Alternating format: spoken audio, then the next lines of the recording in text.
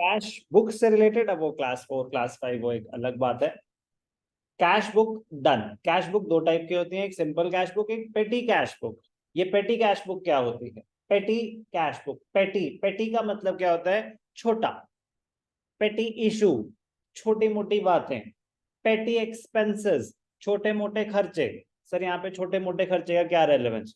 Money measurement कहता है कि every transaction that can be measured in terms of money should be recorded in the books. अब आप stationery, आप pen खरीद रहे हैं, वो 100 रुपए का हो या 2 रुपए का हो, रिकॉर्ड तो करोगे ना। ये छोटा खर्चा क्या मतलब उसको रिकॉर्ड नहीं करोगे?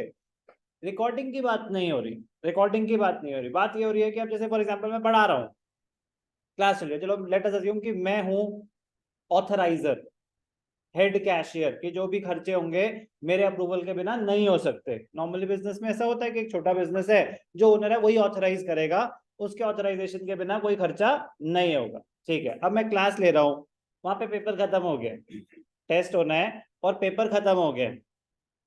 अब वो कह रहे हैं जाके खर्चा नहीं, अज्यूम कर रहे हैं कोई क्रेडिट ट्रांजैक्शन नहीं है, कुछ नहीं है, तो वो जाके वो खर्चा नहीं कर सकते जब तक मैं ऑथराइजेशन ना दे दूं। तो वेट करेंगे कब मेरी क्लास खत्म होगी, कब वो मेरे से ऑथराइजेशन लेंगे, तब जाके वो पेपर खरीदेंगे। और उनके पास कोई कैश नहीं है, सारा कैश कौन कंट्रोल कर रहा है? मैं कर रहा हूं। तो इस सिनेरियो में मेरा फायदा हुआ या नुकसान? फायदा या नुकसान? मेरा नुकसान कैसे?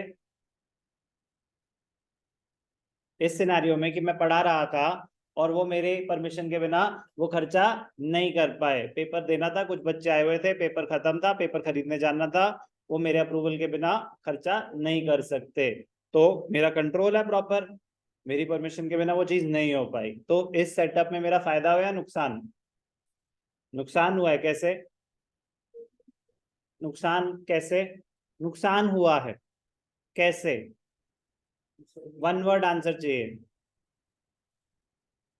डिले, डिले, डिले हो गया। आपकी वजह से क्या हो गया? डिले हो गई वो चीज। अब जब तक आप अप्रूवल नहीं देंगे पेपर नहीं आएगा, बच्चे पेपर नहीं देंगे, बच्चे तो खुश।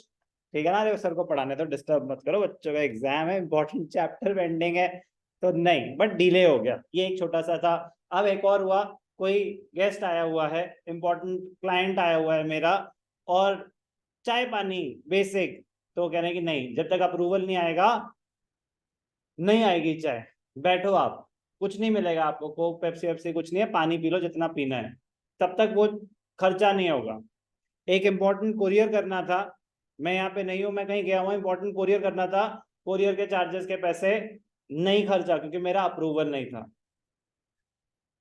तो इतने छोटे छोटे खर्चे कि 50 रुपए के, 100 रुपए के, it depends on the size of the organisation. जो करोड़ों में है उनके लिए 1000 के खर्चे भी छोटे मोटे ही होंगे, और जो लैक्स में है तो वो अपना एक लिमिट सेट कर देते हैं। लिमिट सेट कर देते हैं कि उन्होंने एक अपॉइंट कर दिया पेटी कैशियर, एक अपॉइंट कर दिया पेटी कैशियर। फॉर एग्जांपल, जो मेरा सबऑर्डिनेट है, जो मेरा असिस्टेंट है, मैंने उसको एक अथॉरिटी दे दी कि ये ले भाई 5000 रुपए, 50,000 थोड़े ज्यादा हो गए, 5000 रुपए पकड़, 5000 रुपीज दिए, और आप अपने एंड पे ना ये छोटे मोटे खर्चे मेंटेन करो, कि कब स्टेशनरी लानी है, कब हिट स्प्रे लाना है, कब कुछ भी छोटे मोटे चीजें है ना, अपने एंड पे मैनेज करो, अपने एंड पे मैनेज करो।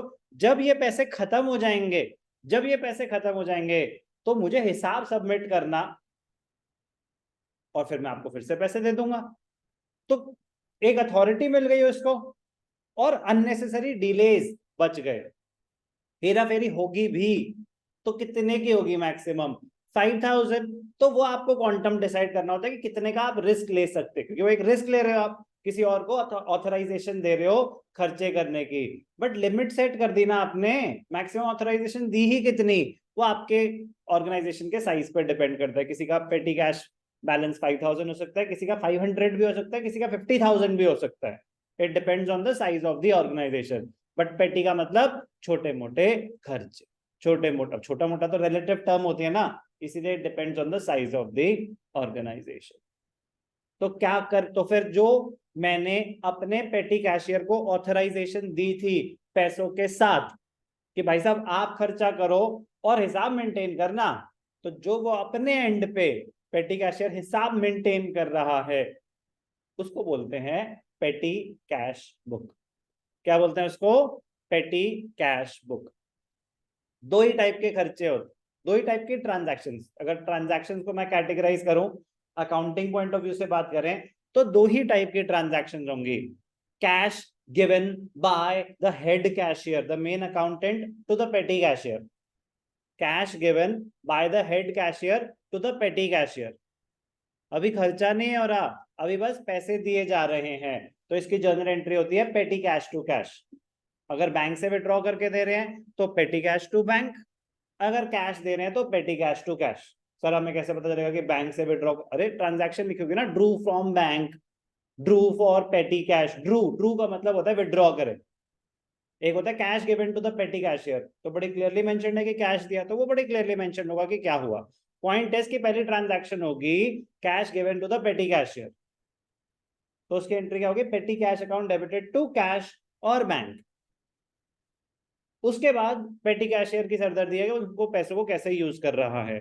जो भी खर्चा होगा, जैसे फॉर एग्जांपल खर्चा हुआ रिफ्रेशमेंट्स पे, कोक, पेप्सी, चिप्स, तो refreshments account debited to petty cash. Refresh, अब पेटी कैश का नेचर क्या होता है? पेटी कैश अपने आप में एक एसेट है, कैश बैलेंस ही तो है।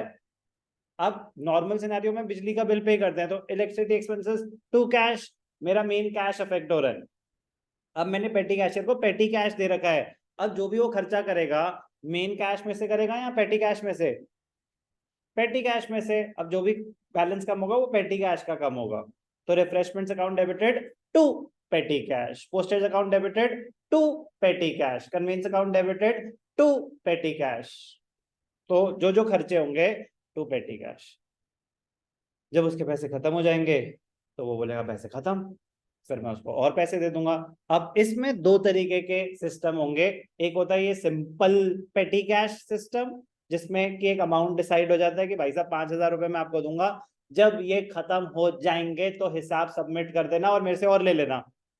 एक सिस्टम ये होता है। दूसरा होता है impressed system. Impressed system, impressed system का मतलब होता है अमाउंट भी डिसाइडेड है, पीरियड भी डिसाइडेड है।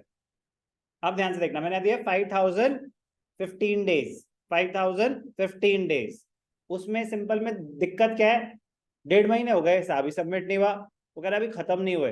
क्या पता वो खत्म कर चुका था और जानबूझ के डिले कर रहा था, उसका भागने का प्लान था। तो 1.5 महीने, उसने कहा सर मेरे पास पड़े हैं, अभी पैसे पड़े हैं मेरे पास, पड़े हैं, खर्चा कोई नहीं हो रहा, लेकिन मेरे पास ना अभी 500 रुपए पड़े हैं, 4500 उसने कहीं इधर उधर कर दिए हैं, बट वो हिसाब सबमिट नहीं कर रहा क्योंकि वो बोल रहा अभी 500 रुपए पड़े हैं। तो यही है हमारा डिसाइडेड है कि जब ये खत्म हो जाएंगे तो हिसाब सबमिट करना, तो अपने एंड से तो कुछ डिले नहीं कर रहा। तो उस चीज से बचने के लिए एक उन्होंने impressed, IMPREST, impressed system introduce करा। उसमें क्या बोला कि अमाउंट भी फिक्स्ड है और टाइम पीरियड भी फिक्स्ड है, कि भैया 15 डेज या वीकली, वीकली रिपोर्ट सबमिट करनी पड़ेगी। अगर वीक से पहले 5,000 खर्च हो जाते हैं तो आप मुझे बताना, मैं आपको वापस 5,000 दे दूंगा। तो इम्प्रेस्ड में क्या होता है? अमाउंट फिक्स्ड है कि जब भी आपको पैसे मिलेंगे तो आपका जो बैलेंस रिस्टोर होगा वो क्या होगा? जो फिक्स्ड अमाउंट है 5,000। फॉर एग्जाम्पल आपको 5,000 रुपए मिल गए, वीकली रिपोर्ट सबमिट करनी थी, एक वीक के बाद आपने रिपोर्ट सबमिट करी कि 4,000 खर्च हो गए, तो आपके पास अवेलेबल बैलेंस क्या है? 1,000 रुपीज। अब मैं आपको वापस कितने दूंगा? 4,000 दूंगा, ताकि 5,000 का जो हमारा डिसाइडेड बैलेंस था वो रिस्टोर हो जाए। तो वापस नया हफ्ता कितने से शुरू होगा? 5,000 से। तो इसे बोलते हैं एक्सपेंसेस आर रीइंबर्स्ड। रीइंबर्समेंट हो रही है, रीइंबर्समेंट की जो भी आप खर्चा करोगे वो आपको रीइंबर्स कर दिया जाएगा, so that the balance is restored. तो सर ठीक है, एक वीक के बाद ऐसा हुआ तो समझ आ गया, लेकिन अगर सोचो कि आपने पैसे दिए थे और 3 दिन में खत्म हो गए, कोई बात नहीं, आप 3 दिन में आओ, रिपोर्ट सबमिट करो, वापस से मैं आपको पूरे 5,000 दूंगा। तो फिर सर उसके बाद वीकली रिपोर्ट क्या वेंसडे से हो जाएगी? नहीं, वीकली रिपोर्ट जो डिसाइडेड है कि 1st to 7th की रिपोर्ट है, फिर 8th to 15th की रिपोर्ट है, तो अगर आपके 3rd 4th को खत्म हो गए थे तो आप 3rd 4th को भी आएंगे, पैसे मिलेंगे, फिर उसके बाद 8th को भी रिपोर्ट सबमिट करेंगे 1 to 7 की। वो डेज फिक्स्ड है, बीच में अगर खत्म हो गए तो आप आएंगे और पूरे पैसे वापस लेके जाएंगे। जब जब आपको पैसे मिलेंगे तो बैलेंस कौन सा रिस्टोर होगा? जो इम्प्रेस्ड अमाउंट डिसाइडेड था। तो ये थोड़ा सा ओवरव्यू ऑफ पेटी कैश बुक, हद से ज्यादा आसान है, हद से ज्यादा आसान है, बट थियोरेटिकली इंपॉर्टेंट क्वेश्चन हो जाते हैं, जैसे explain the meaning of impressed system of पेटी cash book, the most important theoretical question of पेटी कैश की इम्प्रेस सिस्टम को थोड़ा सा आप एक्सप्लेन करेंगे, जो मैंने आपको कराया अभी हम उसको दोबारा सुनने वाले हैं। फिर उसके बाद प्रेपरेशन ऑफ पेटी कैश बुक, दो तरीके के पेटी कैश बुक दो तरीके की होती हैं, एक सिंपल पेटी कैश बुक, एक एनालिटिकल पेटी कैश बुक, दोनों का मैं एक एक क्वेश्चन करूंगा आराम से। इससे आसान 11th में कुछ है नहीं, लेकिन ये वैसा नहीं है कि नहीं कर रखा तो भी कर लोगे, no, it is different, it is different.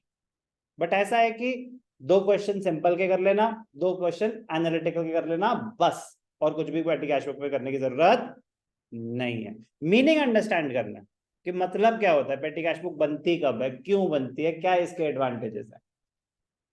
चलो शुरू करें शुरू से।